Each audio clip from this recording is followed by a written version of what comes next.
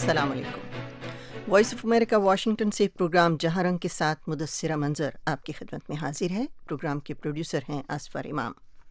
आज हमारे मौज़ूआत में सर फहरिस्त शाम के अहदाफ पर अमेरिका और इत्तेहादियों के मिसाइल हमले हैं। डॉक्टर फ़ारूक हसनात से मालूम करना चाहूँगी कि डॉक्टर साहब, मशरिक़ वस्ता के अमूर पर आपकी गहरी नज़र है। क्या आप समझते हैं कि ये इंतज़ार किया गया? अभी डॉक्टर ज़ुबैर इकबाल बात कर रहे थे कि बागी तो ख़त्म होने को जा रहे थे, यानी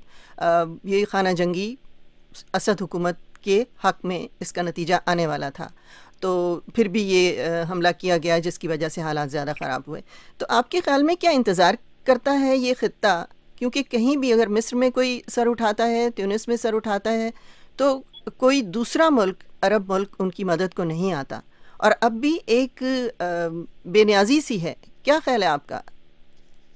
जी बिल्कुल, मैं पहले तो डॉक्टर जुबैर साहब की बात से इत्तेफाक करता हूँ कि ये जंग तकरीबन ख़त्म हो चुकी है। इसमें ईरान के दस्ते, रूस और बशर असद की हुकूमत बहुत हावी हो गई है, और चंद हफ्तों की ही बात थी, जैसे इन्होंने भी कहा। बात यह है कि ये जो मिसाइल दागे गए, ये फ्रस्ट्रेशन की भी निशानी है, इसलिए कि अमेरिका की फोर्सेस और जो बरतानिया का था या उस पर फ्रांस का दखल था, और उनके जो हवारी हैं जिसमें सऊदी अरब पेश था, तो उनको वहाँ पे खासी जो है वो पसपाई हुई है। तो इसलिए पहले आप देखिए, सदर ट्रम्प ने कहा था कि हम दस्ते अमेरिका के वापस बुला रहे हैं जो 2000 के करीब हैं। उसके बाद अचानक फिर ये वाकया जब हुआ तो उन्होंने कहा कि मैं फौरन मिसाइल का हमला करूंगा, और फिर उसके बाद उन्होंने कहा, तीसरी जो ट्वीट उन्होंने की उसमें उन्होंने कहा कि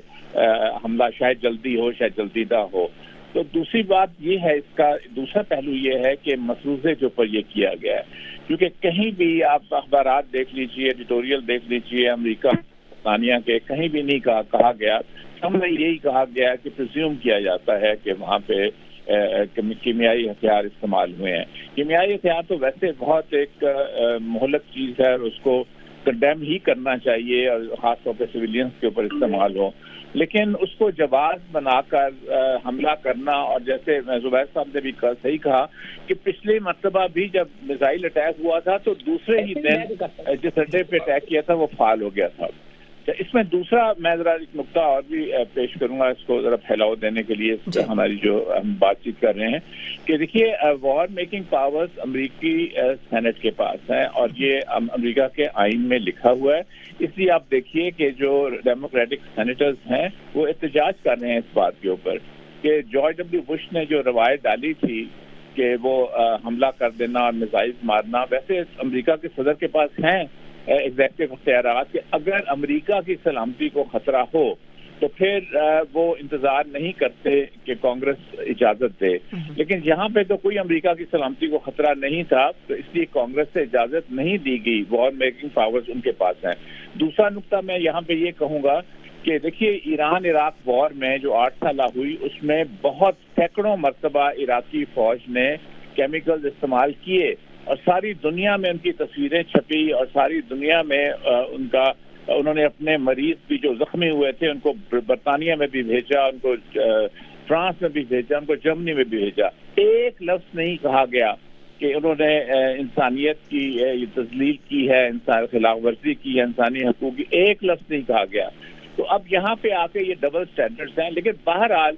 जहाँ भी कीमियाई हथियार इस्तेमाल हों या एटॉमिक हथियार इस्तेमाल हों या उनकी धमकी भी दी जाए तो उसको कंडेम ही करना चाहिए। लेकिन ये ख्याल रख के कि ये जो कानून है या ये जो नुक्ता नज़र है और ये पॉलिसी सबके लिए यकसा होनी चाहिए, इसमें पिक एंड चूज नहीं होंगे। मेरा ये ख्याल है कि इन मिसाइल से, चूंकि ये आप देखिए बड़े नफे तुले मिसाइल थे, इन्होंने सिर्फ तीन उनके हदफ थे, सिर्फ इससे ज्यादा नहीं थे। और ये इसलिए भी दागे के ये सोच के कि कहीं हम कहीं रूस की कैजुअल्टीज ना हो जाए, इसलिए कि उससे फिर हालात और ज्यादा खराब हो सकते थे। तो इसलिए एक सिंबॉलिक था, लेकिन लगता नहीं है पिछले अगर हम मिसाइल हमले को देखें या उससे पहले जो अफगानिस्तान में मदर ऑफ ऑल बॉम्ब्स हमें कहा गया था, फेंका गया है, उसके तो 4 दिन के बाद दाइश ने हमला किया था बड़ा खौफनाक किस्म का। तो इसलिए जब तक ट्रूप्स ऑन ग्राउंड नहीं होते उस वक्त तक इस किस्म के एक दुक्का मिसाइल या एक दुक्का हदफ के ऊपर मिसाइल जो हैं وہ کوئی خاص اثر نہیں ڈال سکتے، ایک سمبولک ہے، لیکن اس کا اب جیسا آپ نے کہا سلامتی کونسل کا اجلاس ہو رہا ہے، اس میں بہت سی تقریریں ہوں گی، لیکن ہوگا کچھ نہیں، اس لیے کہ امریکہ اس کو ویٹو کر دے گا قرارداد کو۔ لیکن اس سے یہ دھیان رکھنا چاہیے کہ جو لڑائی اب ختم ہونے کو آ رہی ہے یہ نہ پھیلے، بلکہ یہ چاہیے امریکہ کو کہ وہ روس کے ساتھ مل کر جو آئندہ آنے والی حکومت یا نظام وہاں پہ بننا ہے اس میں تعاون کرے، ریکنسٹرکشن ہونی ہے۔ شہر کے شہر تباہ ہو گئے ہیں، بہت ہی خوبصورت ملک ہوتا تھا ایک زمانے میں یہ شام، اس میں بہت سی تباہی ہوئی ہے، تو اس لیے وہ ریکنسٹرکشن کرنا ان کے بس کی بات نہیں ہے۔ یہ جب تک دنیا ساری قبول نہیں کرے گی تو اب اس طرف جانا چاہیے اور ایک آئینی ڈھانچے کی طرف بھی جانا چاہیے، اور وہ امریکہ کا اس طرح میزائل مار کے حاصل نہیں کر سکے گا ہدف اپنے،